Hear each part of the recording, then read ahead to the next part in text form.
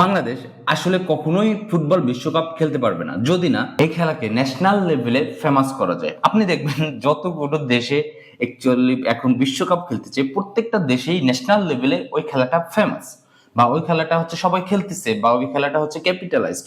কিন্তু আমাদের দেশে ফুটবলটা ন্যাশনাল লেভেলে ফেমাস না। একজন খেলোয়াড়কে খেলোয়াড় হয়ে ওঠার যে সুযোগ সুবিধা, এটা ছোটবেলা থেকেই প্রতিবন্ধকতা সৃষ্টি করে রাখা হয়েছে, এবং সেটা শহর গ্রাম সব জায়গাতে।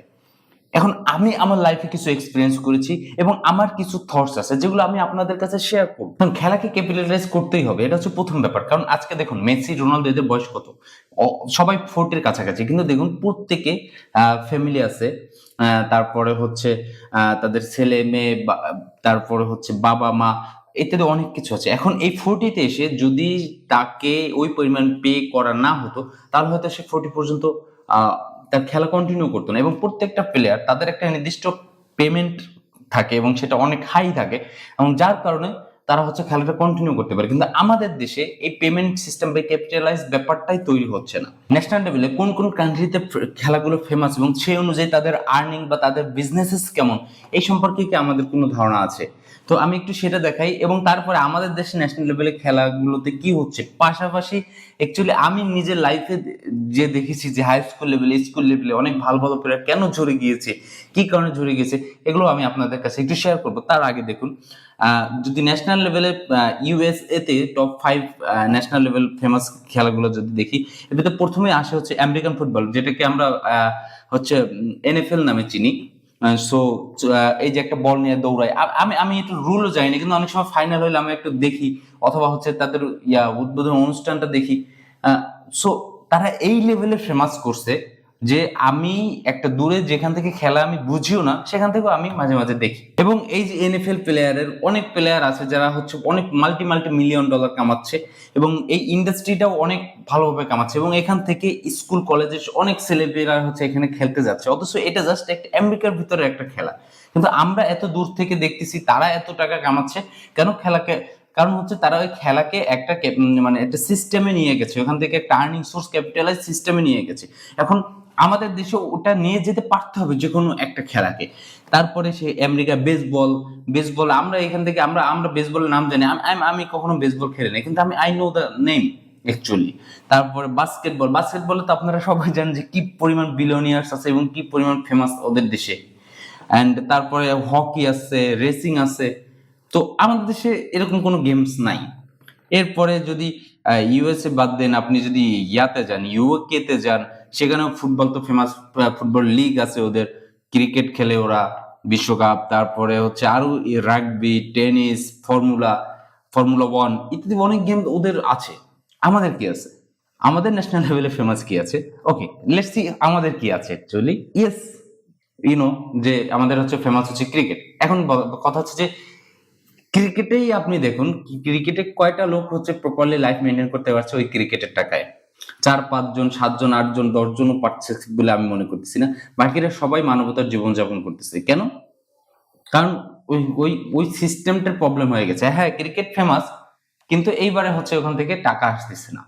এখন টাকা আসতেছে না, এখন ক্রিকেট একটা লং প্রবলেম। দেখুন ক্রিকেট বিশ্বকাপ হয়, কিন্তু কয়টা দেশ অ্যাকচুয়ালি বিশ্বকাপ খেলে, বা এটা ওয়ার্ল্ড ওয়াইড কিভাবে ফেমাস? অতটা ফেমাস না। তো ওয়ার্ল্ড ওয়াইড যেসব ফেমাস খেলাধুলা আছে ওইগুলোকে আমাদের প্লেয়ার বানাইতে হবে, ওগুলোকে প্রমোট করতে হবে, এবং সেই অনুযায়ী আমাকে দেশে বিদেশে পার্টিসিপেট করতে হবে, সেখান থেকে তো না হচ্ছে টাকা আসবে। ব্যাপারটা অনেকটা এরকম। কিন্তু আমরা ক্যাপিটালাইজ ওয়েতে দেখি না, আমরা দেখি যে ন্যাশনাল ফ্ল্যাগ, ন্যাশনাল ওয়েতে খেলছে। এই মাইন্ডসেটটা আমরা যদি চেঞ্জ করতে না পারি, তাহলে নিউ প্লেয়ার অ্যাকচুয়ালি আসবে না। এখন ক্রিকেট বাদে ফুটবল আমাদের দেশে ফেমাস, কিন্তু কিরকম ফেমাস? আমরা আমরা অন্য দেশের খেলা দেখে হচ্ছে হ্যাপি হই, কিন্তু আমাদের দেশের খেলা আমরা ওইভাবে দেখার সুযোগ পাই না। লাস্ট একটা হয়েছিল ওই যে নেপাল না ইন্ডিয়ার সাথে, আমরা খুবই এনজয় করেছি, কিন্তু ওইভাবে কিন্তু হচ্ছে না। এরপরে আর কোনো খেলাই নেই যে অ্যাকচুয়ালি। আসেন এখন অ্যাকচুয়ালি কিছু রিয়ালিটি যেগুলো হচ্ছে আমার সামনে হইতে দেখেছি, এগুলো একটু আমি আমি একটু কথা বলি। দেখুন বাচ্চা, আমরা খেলাধুলার ইচ্ছা জাগবে কখন? অবশ্যই ছোটবেলায়, বা ওই সময় থেকে আস্তে আস্তে যে কোনো একটা ক্যারিয়ার বা যে কোনো একটা জিনিসের দিকে ধাবিত হওয়ার সময় ওই সময়, কারণ যখন একটা নির্দিষ্ট বয়স হয়ে যায় তখন ফ্যামিলি থাকবে, নিজের এমন একটা সময় আসে যাবে যে তখন 3 বছর 5 বছর প্র্যাকটিস করে নতুন করে খেলা শেখার সময় থাকবে না, শরীরে সে পরিমাণ এনার্জি থাকবে না, ইত্যাদি অনেক কিছু থাকবে না। তাহলে ছোটবেলা থেকে ওই ওই জিনিসটার প্রতি আকৃষ্ট থাকতে হবে এবং প্র্যাকটিস করে সেই জায়গায় আগাইতে হবে। এখন ছোটবেলায় যে স্কুল কলেজে আমাদের কিন্তু বিভিন্ন খেলাধুলার চ্যাপ্টার আছে বা বিভিন্ন কিছু করা হয়, কিন্তু আমি অবাক হয়ে দেখেছি যে একদম সপ্তাহের লাস্ট ডেতে হচ্ছে খেলাধুলার ক্লাসটা থাকে একদিন, যেখানে মিনিমাম 3 দিন মেবি থাকার কথা ছিল বা এরকম কিছু। আমি ফুল কালিক্রমে অ্যাকচুয়ালি জানি না। তো একদম লাস্ট ডেতে থাকে এবং লাস্ট ডেতে নেওয়া লাগে এই তোমরা খেলবা, কি করবা একদম ক্লাসে, তাও আবার লাস্ট ডেতে ক্লাসে সবগুলো পিরিয়ডের শেষে, তারপরে তখন বাজে যায় 12টা 1টা। তখন রোদের সময় কি খেলবে মানুষজন, টিচার্সও ই করে না, আচ্ছা ঠিক আছে যাও যাও ছুটি। এই হচ্ছে খেলাধুলা। এখন এটা এটা গেল একটা প্র্যাকটিস। এরপরে হচ্ছে যে খেলাধুলা মানে যে পড়াশোনার পাশাপাশি যে স্পোর্টস সাবজেক্ট থাকতে পারে বা স্পোর্টস নিয়ে মানে আলাদা কোনো ইয়ে থাকতে পারে, সেগুলো আমাদের নাই। এখন কথা হচ্ছে যে বাংলাদেশে কিন্তু একটা বড় ইভেন্ট হয়, আমরা কিন্তু জানি না। সো অনেক কিছু করা যেত, যেমন হচ্ছে সেটা হচ্ছে ইন্টার স্কুল খেলা। ইন্টার স্কুল খেলা হচ্ছে প্রথম হচ্ছে বিভিন্ন ইউনিয়ন লেভেলে হচ্ছে হাই স্কুলগুলোতে প্রাইমারি গুলোতে খেলা হয় এবং সেখান থেকে জিতে যারা হচ্ছে আবার উপজেলা লেভেলে আসে, উপজেলায় আবার টপ কয়েকটি স্কুলের ভিতর খেলা হয় এবং সেই খেলা থেকে আবার উপজেলা থেকে জিতা হচ্ছে তারা হচ্ছে জেলায় যায় এবং জেলা থেকে হয়তো বিভাগে যায় কি না আমি শিওর না, বাট মেবি যায়। ওকে, কারণ জেলা পর্যন্ত দেখেছি, হুইচ এক্সপিরিয়েন্সড। সো এখন কথা হচ্ছে এইখানে খেলাগুলো হয় কিভাবে জানেন? মনে করুন যার স্কুলে খেলা হচ্ছে বা যে যে স্কুলটা ওই ওই এলাকার ওই ইউনিয়নটা প্রভাবশালী, তারা হচ্ছে খেলাধুলা করে হচ্ছে আপনাদের অন্য স্কুলকে হচ্ছে ফোর্স করে রাজনৈতিকভাবে, টিচার্সদের মাধ্যমে, এলাকার ছেলেপেলে, নাই তোরা ভালো খেলবি না, ভাই তোর গোল দিবি না, বলে চোট দিবি না। আমার নিজের চোখে দেখা এবং এইভাবে করে একটা স্কুল আসে। এখানে এসে আবার যখন উপজেলা লেভেলে খেলা হয়, উপজেলায় যে টপ স্কুল থাকে সেই স্কুলে আবার হচ্ছে মারামারি হয় বা হচ্ছে ফোর্স করা হয়, ওদেরকে খারাপ খেলতে বাধ্য করা হয় এবং সেখান থেকে ওই উপজেলা থেকে ওই যে ফেমাস স্কুলটা বা পাওয়ারফুল স্কুলটা তারা হচ্ছে আবার জেলায় যায়, এবার জেলায় যায় তারা আবার জেলায় আবার তাদের ছেলে পেলে হচ্ছে ওদেরকে ফোর্স করে। এখন দেখুন এইখান থেকে একটা গ্রামে তো একটা ভালো ছেলে বা একটা ভালো টিম থাকতে পারতাম, যেখানে 3-4টা ছেলে মনে করেন খেলাধুলা করে, ফুটবলই বলুন, খেলা করে হচ্ছে ভালো পারফর্ম করে হচ্ছে উপজেলা থেকে জেলা লেভেল যেতে পারতো এবং সেখান থেকে হচ্ছে বিভাগে যেতে পারতো এবং বিভাগে যদি ওই ভালো ছেলেগুলো চোখে পড়ে, সেখান থেকে হয়তো ভালো কোনো ইয়া থাকলে, একাডেমি থাকলে বা লিগ থাকলে ওখানে তাদেরকে চোখে চোখে নিয়ে ওই প্লেয়ারগুলো আইডেন্টিফাই করে তাদেরকে খেলানো যেতে পারতো। কিন্তু ওই পর্যন্ত যাওয়ার যে পথটা সেটা কিন্তু আটকে দেওয়া হয় এবং এর সাথে জড়িত কারা? টিচার্সরা, এলাকার ছেলেপেলেরা এবং রাজনৈতিক লোকরা। এখন তাহলে এই যদি হয় পরিস্থিতি এবং ইন্টার স্কুল খেলা যে শুধু ফুটবল হয় এমন না, ফুটবল, ক্রিকেট, তারপর হচ্ছে এই যে বর্ষা নিক্ষেপ, তারপরে চাকতি নিক্ষেপ, it's like a mini Olympic actually. কিন্তু এই মিনি অলিম্পিককে এখান থেকে কিন্তু মানে ন্যাশনাল লেভেলের প্লেয়ার, অলিম্পিক লেভেলের প্লেয়ার অনেক কিছু কিন্তু বের হওয়া সম্ভব, কিন্তু আপনি অবস্থা দেখুন কেন বের হচ্ছে না এবং এটা নিয়ে কোনো হচ্ছে না। তাহলে এই হচ্ছে আমাদের সিচুয়েশন, এগুলো আমার সব নিজের চোখে দেখা। সো এই হচ্ছে অবস্থা। তাহলে এই যদি হয় অবস্থা, তাহলে এখান থেকে কিভাবে পেলে? আমরা খেলাকে ভালোবাসি কিন্তু খেলার নিয়ম মানতে রাজি না। আমরা খেলাকে ভালোবাসি কিন্তু খেলার কোনো রুল আমরা মানতে রাজি না। তাহলে এই খেলা দিয়ে তো আমাদের কোনো কিছু আগাবে না। এখন আমাদেরকে পর্যাপ্ত স্টেডিয়াম থাকতে হবে এবং এই খেলায় প্রপারলি ইনভেস্ট করতে হবে। এইটাকে যদি রাজনৈতিক ছত্রছায়া, আমি আমি আমার নিজের চোখে দেখছি বিভিন্ন ক্লাব আছে, বিভিন্ন আছে, তাদের মেইন উদ্দেশ্যই থাকে নিজের নাম ছড়ানো অথবা রাজনৈতিক কোনো উদ্দেশ্য হাসিল করা। তাহলে এইভাবে যদি হয় তাহলে এখান থেকে তো প্লেয়ার বের হবে না, কারণ আপনার চিন্তা এখান থেকে প্লেয়ার বের করার না, আপনার চিন্তা এখান থেকে একটা বড় লিগ বানানো না, আপনার চিন্তা এখান থেকে হচ্ছে ভালো কিছু করেন, আপনার চিন্তা হচ্ছে আপনার নিজের নাম হবে, রাজনৈতিক ফায়দা হবে ইত্যাদি। তাহলে এইভাবে হইলে তো অ্যাকচুয়ালি এই খেলা অনেক দূর আগাবে না। তাহলে আমাদেরকে ন্যাশনাল লেভেলে প্রথমে হচ্ছে খেলাগুলোকে ফেমাস করতে হবে এবং cricket is dead actually. So বর্তমানে যে শর্ট টাইম এবং হাই ইন্টেন্স যেসব খেলা আছে ওইগুলো হচ্ছে বর্তমানে চলতেছে এবং চলবে।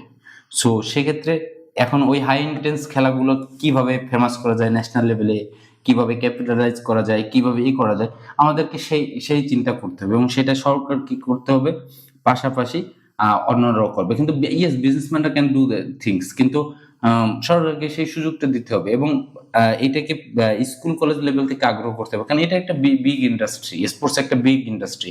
এখান থেকে $multi-billion হচ্ছে এখান থেকে বের হয় এবং ফিউচারে বের হতে বাধ্য হবে, কারণ এখানে অ্যাডভার্টাইজিং হচ্ছে কোম্পানিগুলো কিভাবে অ্যাডভার্টাইজ করবে বা ইত্যাদি অনেক কিছু যুক্ত থাকে এই স্পোর্টসের সাথে, কিন্তু আমরা সেই ইন্ডাস্ট্রিটা ঢুকতে পারতেছি না।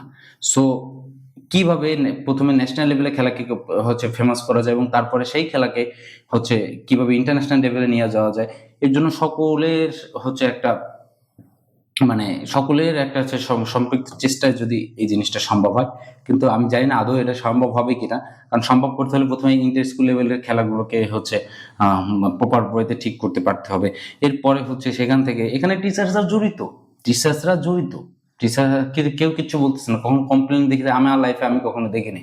তাহলে এরকম একটা প্রবলেম হচ্ছে, খারাপ সৃষ্টি হচ্ছে, টিচার্স চুপ করে দেখতেছে, যা হচ্ছে হচ্ছে। সো এটা আসলে খুবই খারাপ লাগে, কারণ এক একটা দেশের এক একটা খেলা আছে এবং আমরা মনে করেন যে আমি আপনি ফুটবল লাইক করেন, আপনি হচ্ছে ফুটবল স্টেডিয়ামে দেখবেন, কেউ ব্যাডমিন্টন লাইক করে, বিভিন্ন স্পোর্টস আছে এবং সেগুলো মানুষ লাইক করবে এবং যাই হচ্ছে সেখান থেকে সবসময় যে নিজে খেলবে এরকম না, মানুষ এনজয় করে, কারণ আমাদের লাইফে এন্টারটেনমেন্ট দরকার আছে।